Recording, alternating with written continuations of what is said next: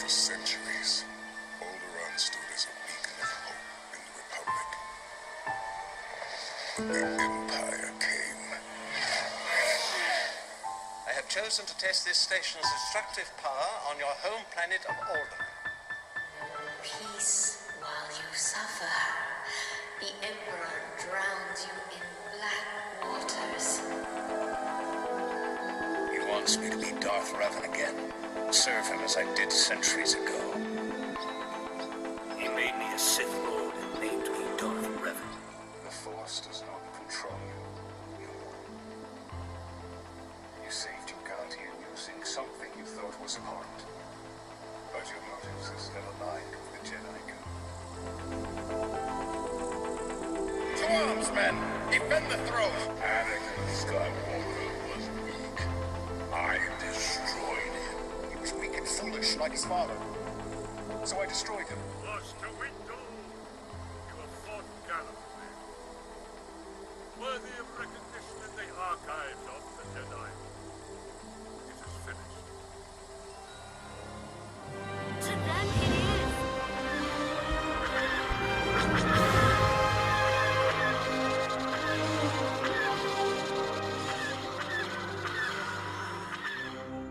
I have been waiting for you. Is it true that he is the chosen? It's Alex. And Robert. You know that we do that. Pretty sure we did that last time. I think so. Maybe. Yeah. And we're back with episode 21 of State of the Galaxy. Welcome back. It's good to be back. So, you last time took away season 1 of the Clone Wars TV series. That is true. So let's jump in straight away. What were your thoughts overall? Overall, I liked it. It expands the universe a little bit. Most of the episodes are enjoyable. Obviously, there were some I liked better than others, but on the whole, I found it an enjoyable series to watch. Good. So, a couple of questions that I wanted to bring up first of all. What were your thoughts on Ahsoka as an apprentice to Anakin? I mean, I haven't seen the Clone Wars film. Which you don't need to see. No, but I liked her well enough. Because lots of people found her whiny in season 1, or at least at the beginning of season 1. Yeah, I mean, I've heard that she gets a lot better. She does, yeah. So I'm sort of taking the early appearances with a pinch of salt almost. Fair. In that the series is still finding its feet, writing staff are figuring out what works for each character, and things to keep and play up, things to maybe downplay or remove from characters entirely, whatever. But on the whole, I liked her.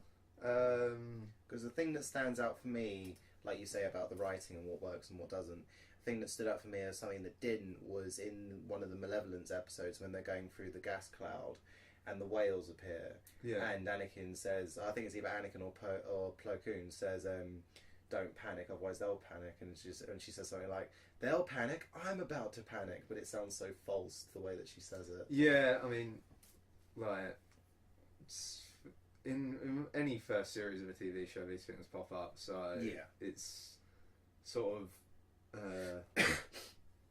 comes with being the first series.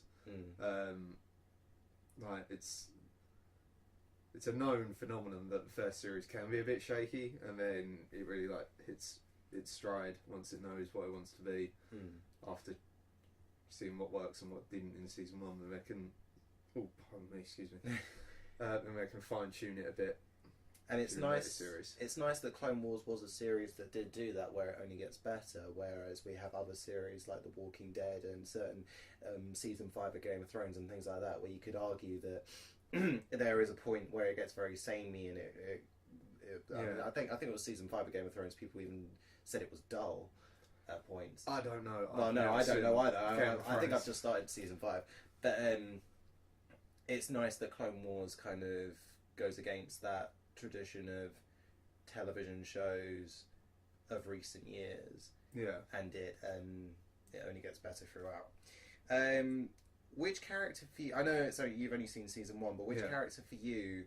Maybe let's stick to characters that we've known even before the series came out. Which character for you has grown the most throughout the series? This might be a bit of a weird answer. No, go for it. Don't say Jar Jar. No, not Jar Jar. But I mean, I've sort of got two, and it's not like one character or two characters. It's two different groups of characters. The first one that immediately jumps in my mind was, strangely enough, the battle droids. Oh, okay. The standard battle droids. Okay, I felt like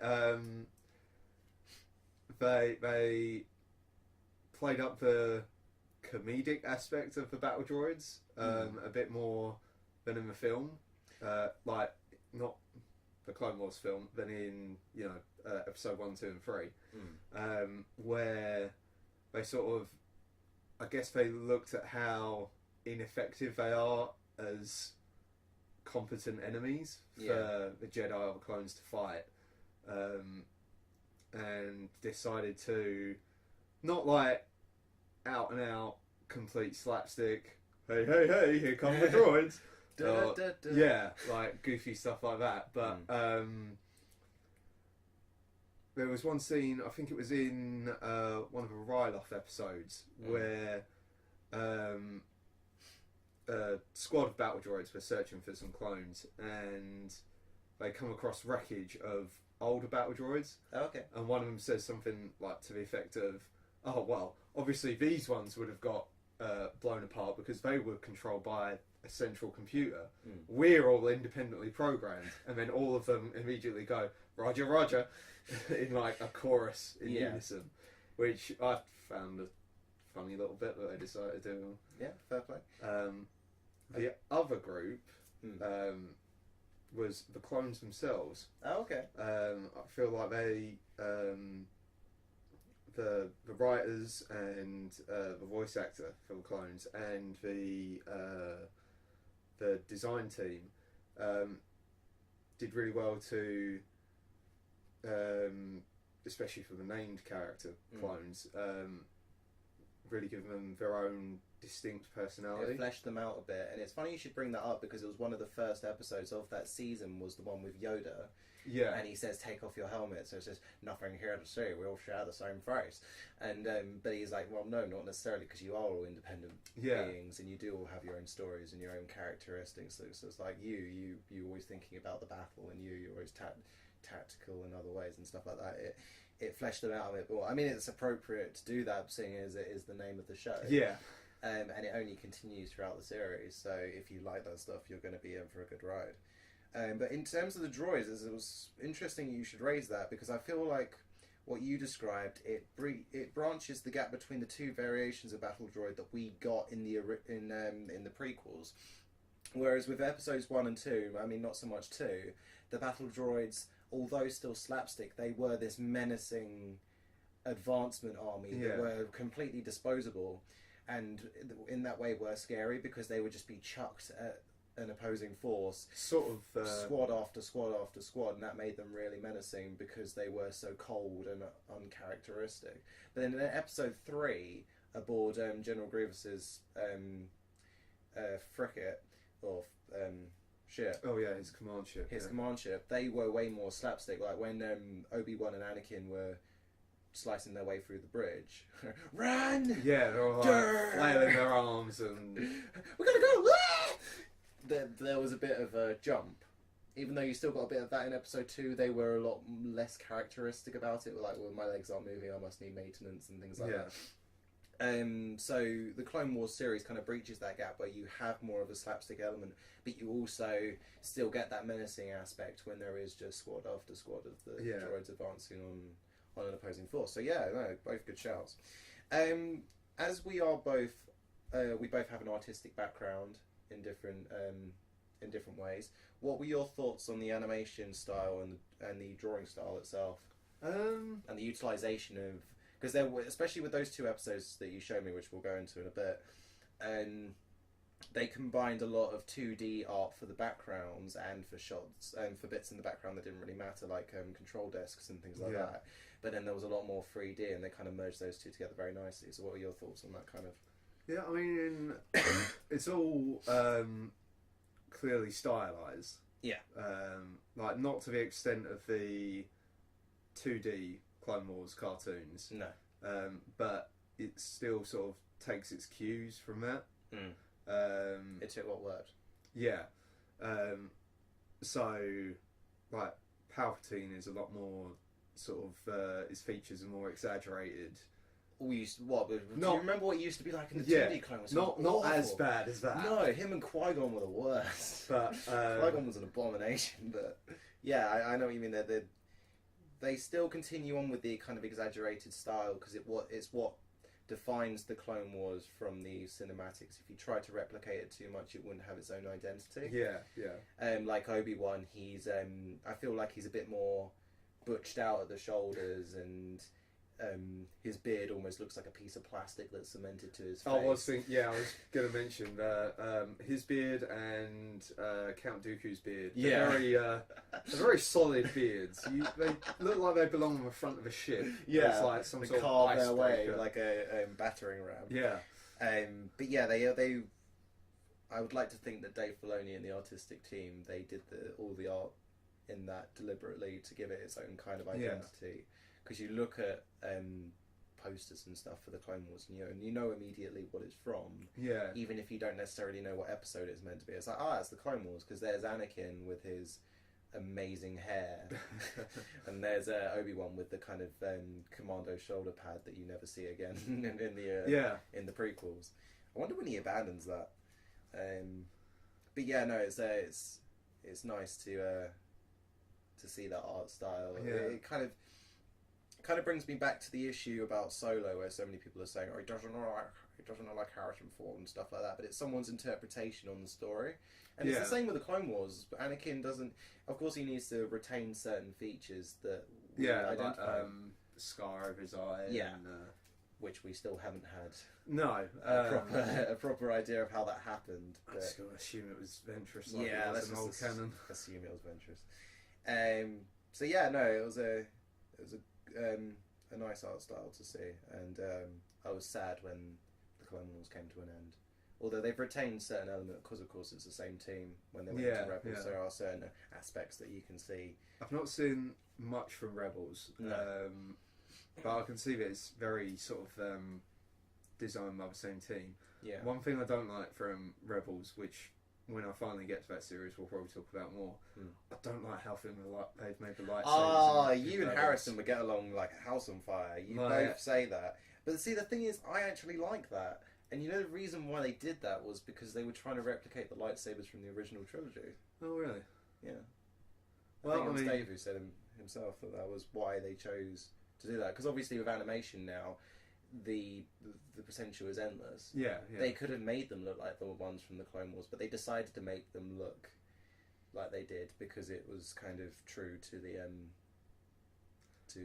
the original trilogy. Although saying that, the more the Rebels goes on, the more kind of flourish the lightsabers become, and when they move, they almost carry like a colour Oh, it has slash the sort with of them. arc behind Yeah. it, sort of thing. Yeah. And the lightsabers almost like trail off, like they've got some kind of wind effect to them. So that kind of improves throughout the series. So maybe you'll start to like them more when it Yeah, gets along. like I'll probably deal with it, but Yeah, I doubt you'd throw the entire series away. Lightsabers. lightsaber design looks wrong. DVD out the window. Not what I wanted. But yeah, you're right. It is a bit different, and it can be a bit jarring, especially if you're jumping from the Clone Wars or the prequels straight into that. So maybe give yourself like a month break or something, and then jump into that afterwards.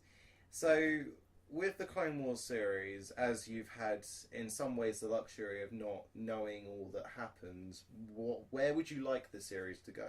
Are there any kind of particular stories you'd like to see being told? I can't think of anything in particular, but I feel where towards the end of the series they had a few more sort of longer stories over multiple episodes. Yeah. So like the Ryloth trilogy of episodes.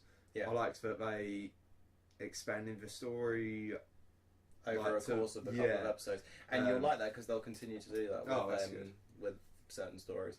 Because you're right. I mean, although the Clone Wars is a fantastic series overall, 20-minute snippets of different stories can start to get a bit jarring. Yeah. And well, in the first sort of 6 or so episodes, I found them,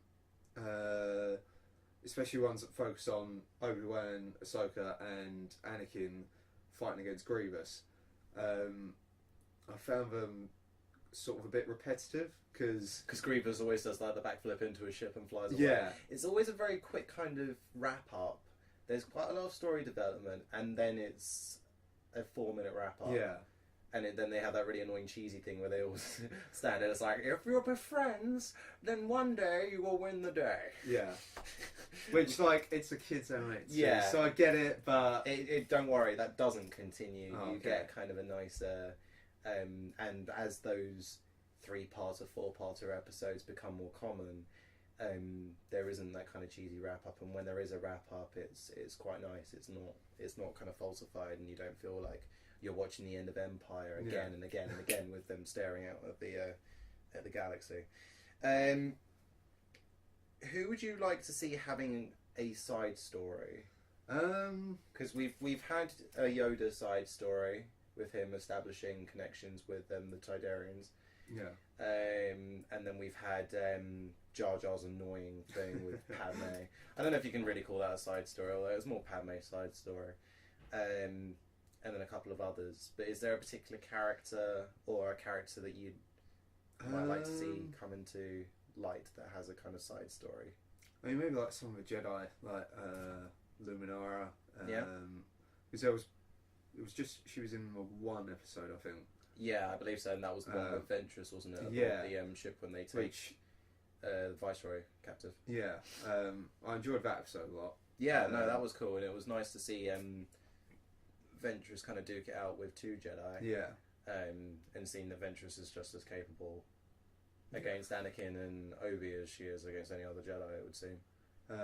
So I'd like to see more Luminara stories.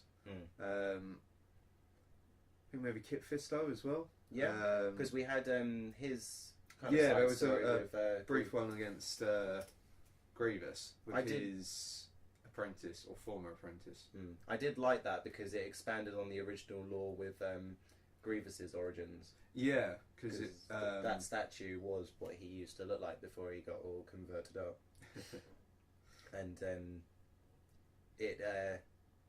I mean, we didn't really get much. We didn't get any vocal work from Kit Fisto within the original prequels. So but he had a cool design. And that's he what did have a matters. cool design.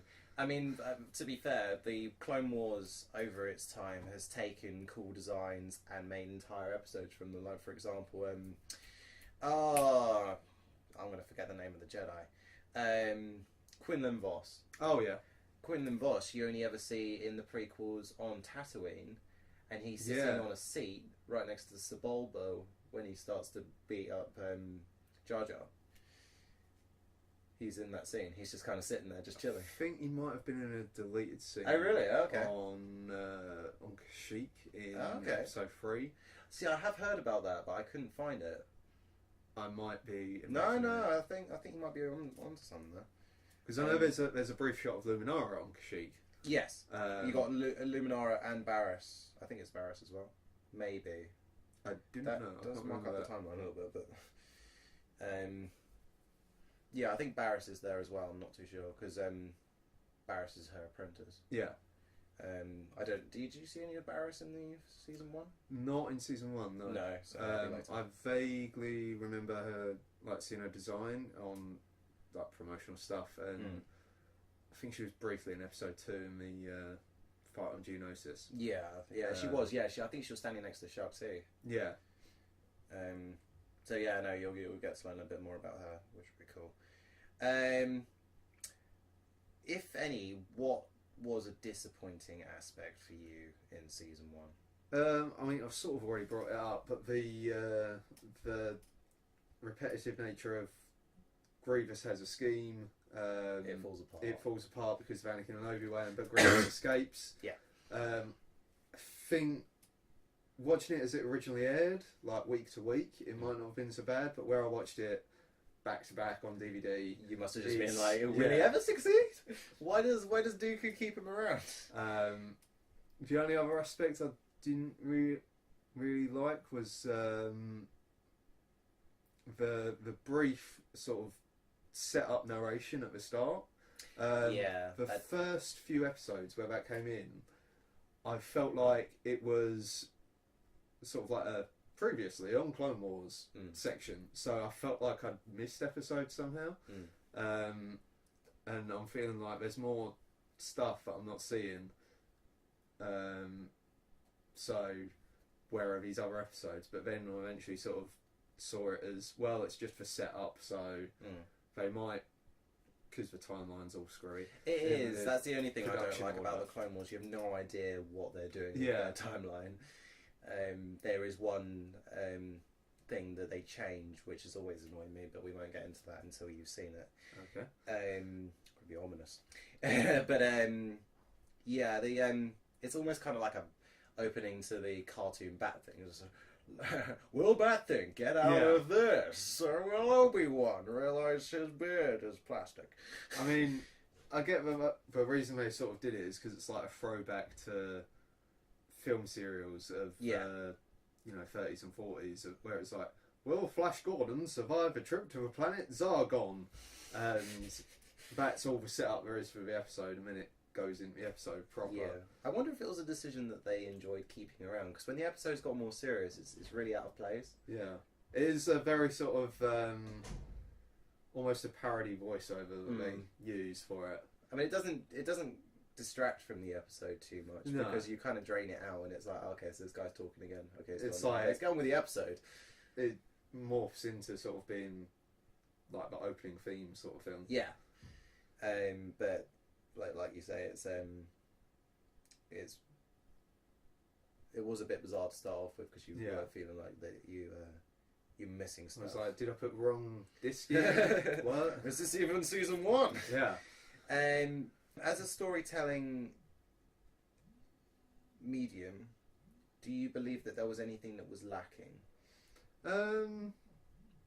No, because I mean it's like mostly self-contained episodes, so they all have a sort of 3-arc structure of beginning, middle, end. Apart from, like I said previously, the where it got a bit repetitive. Yeah.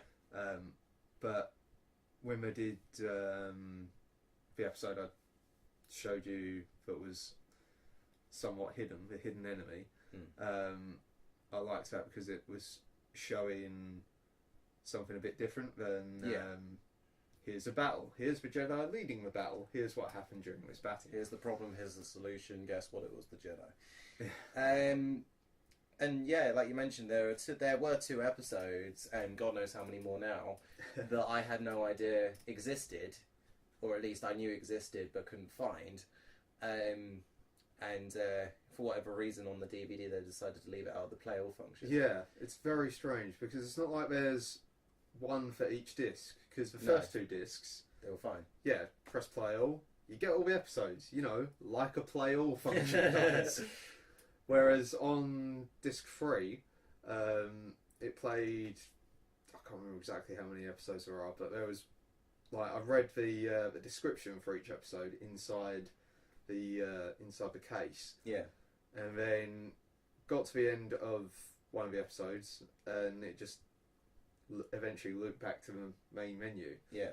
And I was like, well, where's this other one? Where's this other episode? Because it sounds really interesting. Yeah. So I played around in the different menus, and then it was under the episode list. So it's easily accessible if you go into, like, selecting the individual episodes, but not in the play all function, which was very strange. You have to be lost to find a place that can't be found. I mean, true. But yeah, no, it was good to see those episodes and gain a bit more, because we went back to the planet that was, I mean, I know you haven't seen the film, but it went back to the planet that you see in the Clone Wars film. I mean, it's one of my favourite episodes of the season, so Yeah, and it was doesn't need to see the film, really. and it was a story that I played through on the Clone Wars Lego game, which makes it even more absurd why I didn't then go and seek it out. I don't know whether I just thought, oh, they're just adding in stuff. This is just a story film. Like, I mean, it's amazing because I'm surfing down on this weird ball droid down a building. Why wasn't this in the Clone Wars? Turns out it was. But no, I'll definitely be keeping an eye out for more possible missing episodes, because maybe it will help to patch some of the issues that I have with the later stuff. But if we go back a moment just to the prequels and then the not so much, but the original trilogy, are there any plot points or issues with just those that you hope this series might fix or improve on? Not well. I mean, maybe the one that's always stood out for me, and I can't confirm nor deny whether it does fix, is Anakin's kind of jump towards the dark side, because lots of people say that it's very sudden, and in a way it is, because you do jump to the kind of slaughter of the Sand people, and then there's kind of a null point where he seems alright, and then he jumps again. Yeah. I never really found much of an issue with that, because in episode 2, like you say, there's the massacre of the Sand people, Tusken Raiders, and they are no more. Well, that tribe of them anyway. Yeah. And then, like you say, it dies down a bit, but when they're chasing after Dooku in the gunship, and he gets hit and Padme falls out, and Anakin is wanting to focus on his own sort of selfish reasons. Obviously, you know, it's not really selfish. Yeah, but in the grand scheme of things, it is. Yeah. So I thought that was sort of showing that he's butting against the teachings of the Jedi and the accepted wisdom sort of thing. So I saw that as another step down the road to him going to the dark side. Step down to his fall. Yeah. So, I mean... Are you hoping that you might see more of those throughout the series? I mean, yeah, not like every episode. Because you don't want to... like there to be a scene where it cuts to him twirling his moustache, going, "Haha, I'm going to be evil soon." But if they arranged the cups incorrectly, better go kill some young guys. But if there's like maybe one or two hints throughout a season, that would be more than enough for me. I think. I think you may be you may be up for some happy surprises there. Oh, right. Because as with war, you have to adapt. True. And there will be situations where time is of the essence, and you do need to take a more dark approach to a situation in order to get a quicker result. I mean, and that may mean... I mean, with you saw it a bit with the Viceroy interrogation scene. He went full dark, didn't he? Oh no, it was more Ahsoka that did. With him, where she tried to use like a scare tactic and Barris told her off. But didn't Anakin do something? I seem to remember it. Yeah. Oh no, I know who it was with. Did you? Was it the king of the bug people? The Geonosians. I can't remember the name. No, of them. I was thinking it was maybe the because he does do that with him at one point. It might have been in one of the episodes. Okay, I don't know if it's season 1. That might be something that you have to get to. But I know there is spoilers. It's an interrogation scene. There is an interrogation scene, and Anakin goes like full dark, just because he's had enough, and he's tired of all the kind of battering around the bush. He wants results, and he wants it now. And it's something that carries on into his Vader career, where he is very much a results man. He doesn't want. Yeah, I love how quickly that's always one of my favourite lines from Vader, where it's like, we found something. It's 4 rings submerged in it. That's it. Vader, no, it could be anything. No. Listen to me. It's the closest lead we've had in months. We're going there. So I've always liked his kind of quick fire, decision making, need results right now kind of attitude that gets fleshed out with this series quite a lot. I mean, it's not good for people around him. No, he does have a habit of getting through admirals very quick. He does, yeah. I imagine that if it were placed into like a retail way, that team leadership would just be like a recycling washing machine. You just jump in for a month and they get thrown out again. And after season 1, what is the state of the galaxy? I guess I really want to start using this more in the episode, seeing as it is the name of our show. The title. I mean, obviously, still at war. Still at war. But it's not so much a desperate situation. They seem to have the matter in hand with each conflict. Well, I think maybe that's because it focuses on characters from, especially like the main named characters who appear in, multiple episodes. Focuses on characters who live and work in the like the central planets, whereas on the Outer Rim, it's a bit more desperate, like you say. But surely it has to change, because where does one of the greatest battles of pretty much all Star Wars, as far as I'm concerned, take place? It takes place directly over Coruscant. Yeah, so there has to be a point where that falls apart. Current state of the galaxy at the end of season 1 is the central planets are keeping the Separatists in the Outer Rim. They might be starting to slowly turn the tide, which throughout more seasons I'll probably find out more of. And then that will force the Separatists to become more desperate, and then launch launch one sort of desperate final attack where I think if we take the Chancellor, then we'll have leverage. Yeah, we'll gain the upper hand, even if they were losing previously. Because you don't see much in episode 3, but the battlefields you do see, generally the clones are in control. Even on like what was the planet where Ki-Adi-Mundi got killed? It was either Polismasa or whatever it was. Yeah. There it was fairly clear, I think, that they'd won. It was like the final advancement, wasn't it? Just before 66 was issued. The planet had been wrecked, but the clones were victorious overall. Yeah. And it was the same with Utapau. As soon as they landed on Utapau, they just wrecked house. They had it. Like, it was land on Utapau. There was a battle. But a battle that was very kind of one-sided. Yeah. They gained the upper hand almost immediately, which was strange, really, because the droids had a great amount of time to kind of integrate themselves into the society there. Like the weird, tall, almost Inquisitor-like character said, they are here. Yeah, but every level they're watching us. Yeah, but that's because they didn't integrate. They were subjugating the natives of Utapau. Utapauans, I guess. Utapauans. That's an awful name. Oh, I'm sorry. I'll just go now. No, it's alright. It's just a rather unfortunate name for them.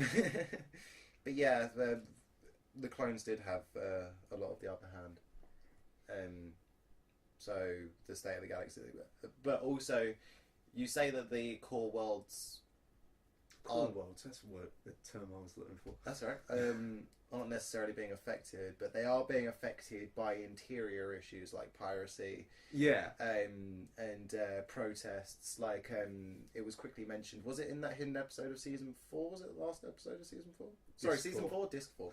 Yeah, but there was protesters against the war. Yeah, they were talking about that. Yeah, they mentioned it briefly, and you do get to see a little bit more about that and how that's having an effect on the Jedi and the Republic and just general life there on Coruscant. That's more of a not like separate, because obviously if they're protesting against the war, it's linked to the war. Yeah, but it wasn't sort of caused by the enemy faction in that. Like obviously one side Republic, other side Separatists. Cad Bane's team was like a third side there. Third faction. Yeah. So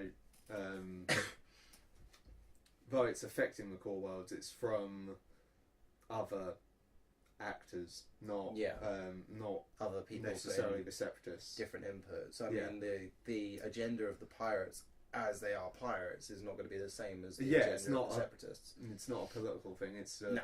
We want money. We want money. So we've. I mean, sometimes they get involved. Like Hondo. You haven't met Hondo yet, have you, in the series? No. brilliant character. You'll love him. No spoilers now. There won't be any. Although a pirate, he's still also kind of a gun for hire at certain points, Right. much like Boba Fett is. Yeah. So he's different to Cad Bane, where Cad Bane's more of a freelancer, and Hondo might get involved just a little bit. Right. But Cad Bane's completely kind of separated himself from the state of the galaxy, if you will. He's just out for himself, and it becomes really apparent later on. That's why he's one of my favourite characters of the series. And I was really sad that he didn't get a live action appearance. Well, there you go. There's a question. If you could have one character from the Clone Wars series, minus some that we've already had, and I'll tell you if you pick them. I don't think you will, but who would you have a live action? I'm not saying in what capacity, but just like who would you like to see have a live action appearance? I mean, Rex maybe. Yeah, I mean we've had that theory that he's one of the troopers on the Forest Moon of Endor. I don't know if you've seen that. No. Oh yeah, because like from what I've seen of Rebels, he has a big grey beard. Yeah. And then there's that one dude on Endor who has a big grey beard. Yeah. So clearly they're the same person. They must be the same person. I know it's a very kind of flimsy theory, but it's just one that's flying around at the moment. So you'd like to see Rex then? Yeah.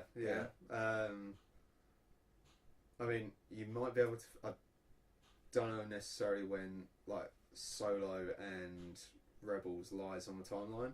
I get a feeling that Solo might be before Rebels. Yeah.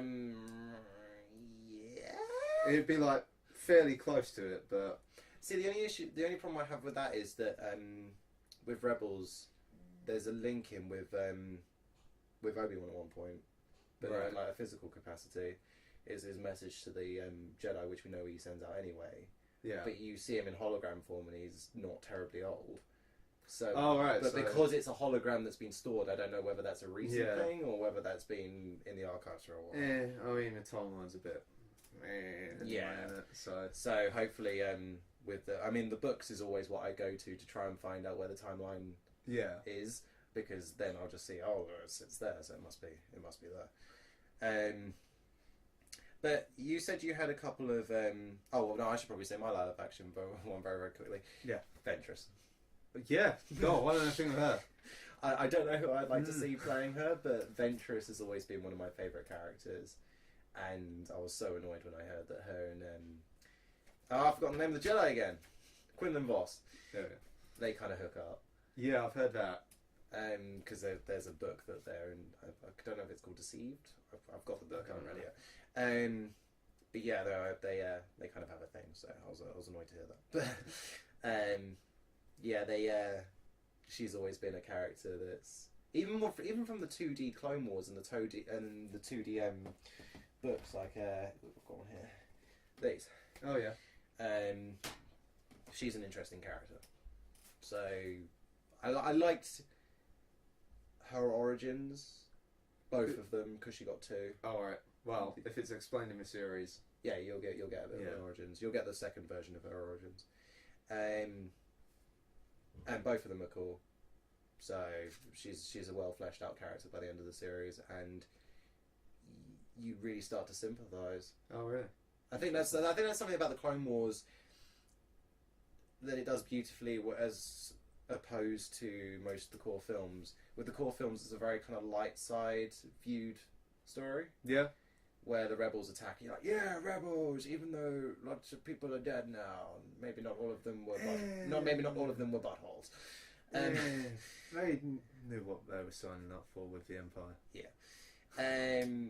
But with the Clone Wars, you kind of get a more balanced view from someone who does preach towards the dark side, but there's still sympathy that you can give them, and that's one of the beauties of the series, at least for me, is that kind of balanced aspect, because you realise that it's not black and white. And there was something that we were discussing today before we did the podcast. I can't remember in what reference that was to, but it isn't black and white. There are shades of grey. Oh, that's it. Canto Bite. Oh yeah, stuff with Canto Bite, where it may not be relevant in terms of a storytelling aspect. Yeah. But it's good that it fleshes out the situation a bit more, and shows you that there is other stuff going on. There are these smaller stories going on because the war isn't a straight line. The story isn't a straight line. There are these kind of branching off aspects. I mean, like, when you're fighting against a force that has a moon-sized space station with a big freaking laser on it, Yeah. and then later on, force that takes a planet and glues a freaking laser in it that they use indiscriminately on unsuspecting worlds. Yeah. I don't have much sympathy for them. No. Like, I was happy when the Emperor got thrown down that chasm. See me, I was like, oh, that's kind of sad, but I guess we preached a different side. So. But yeah, the Empire overall, for the most part, even I can come to terms with the fact that they are not a great faction to follow. But there are still, like, for example, Director Krennic. I feel kind of sorry for him. Because all he was trying to do was just trying to make a career for himself. All he was trying to do was make a laser that would blow up planets. I know, but he had a thing, and he had a way into the Empire and the way into the Emperor's good books, and it was constantly taken away from him. Until the end, where it actually was taken away from him in the most kind of final way ever, when it was his own thing that killed him in the end. I mean, I saw that as karmic retribution. Yeah, I suppose. So, yeah. Well, I suppose we take different views, but I'm always out for looking for... I mean, it's sort of how I feel about Magneto. Yeah. From X-Men comics, because like I can understand his motives and I can sort of sympathise with them, but he's an interesting character. Yeah. But I don't feel like I agree with him in any capacity whatsoever. Okay. Again, with Magneto, he's one of my favourite Marvel characters, and I do sympathise with him quite a lot. Yeah, I mean, like... I mean, I don't know... obviously, you've got the issue of he essentially wants to eradicate all of the regular humans to make way for his mutant empire. Yeah, that's where... Which is it where loses me. And it's completely. And it's where the kind of link is between this and the Empire and Star Wars. But at the same time, his life, and because he went through the Holocaust. Through, like, obviously that... He's seen the worst of humanity, and it's all he's got in his mind. And it's the same with the Empire. All these people that have joined the Empire, all they've seen is this kind of terroristic approach by the Alliance and the Rebellion. So they probably want to join an order that could bring a stop to that and bring kind of uniformity to the galaxy. Nah, I still think they're wrong. No, okay. Maybe we have to do that. We have to get like a. I don't know if I can find someone else who follows the Empire as much as I do, but someone else on my side, and then you can find someone on your side. We'll just kind of battle out. We'll scrap. Well, not fisticuffs, but we'll say our merits, because it's something that Eleanor and I did when we were discussing the Jedi and the Sith codes and their kind of merits. Like a lot of us, especially from an artistic point of view, live our lives through our love of certain things, our passion for certain things, and it's something that the Jedi preach against, whereas the Sith use their passion to give them strength. Yeah, well... And you can't deny that, because it's a line in the prequels. I'm going to say that the like, strict Mace Windu style adherence to the Jedi code to the letter is very repressive, and ultimately that's probably harmful for you personally. Yeah. But the Sith approach of letting your passion fuel everything can be very consuming. It's destructive to those around you. Yeah, because it's a very kind of selfish way of living, and from a again, from an artistic point of view, you can lose friends through that, because you would use your passion in order to advance, and you wouldn't care on who you tear apart in the process, just so long as you reach your own game. Exactly. Like, I feel like the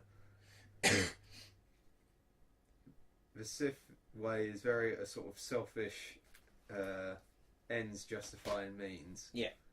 Whereas the Jedi way is ultimately benevolent for everyone around you, but possibly detrimental to yourself. Yeah. Which sucks, but on a whole, in like a grand way for the rest of the universe, it's probably better for everyone. There you go. That's my take on the. I don't even know how we got on to like. Yeah, it's been a very sort of like we sprawling conversation from the last. It's fine. That's how these podcasts work. But we'll probably wrap up this episode. But I would before we go. No, that's fine. But I would like to do that. I mean, I don't know if you're up for it, but maybe discussing a bit more, because I know I put out when I did my favourite quote of Star Wars. Funny enough, and other Robert will hate this from episode 2. Someone commented that I look into Star Wars a bit too much, but you can look into Star Wars, and there are meanings to the decisions that were made. It's not just a very kind of light-hearted plot. Yeah, as the films go on, because otherwise they wouldn't have survived as long as they did. Yeah, like the reason it sticks in your mind and resonates is because it's got real life things to it. There's like a deeper level to it. You can enjoy the Battle of Geonosis, and you can enjoy the Battle of Coruscant, you can enjoy the Battle of Hoth, but there are still aspects that really kind of resonate with some people, and lots of people have taken teachings from that and put it into their real life. I mean, there's a bunch of people who've registered on the census as real life Jedi. So. And hopefully some that have done the same for Sith. If we see some burning buildings, we know that they have. Yeah. But we'll wrap up this episode, and hopefully we'll do something a bit more in depth in that kind of side of things, maybe with a couple of others on the podcast, and see where our thoughts lie, and I'll try not to go too dark with it. But whether you are Jedi or Sith, whether you are Rebel Alliance or Empire, First Order or Resistance, CIS or Republic, we hope you have a very good day, afternoon, evening, whatever you're doing. May the Force be with you. Have a great day.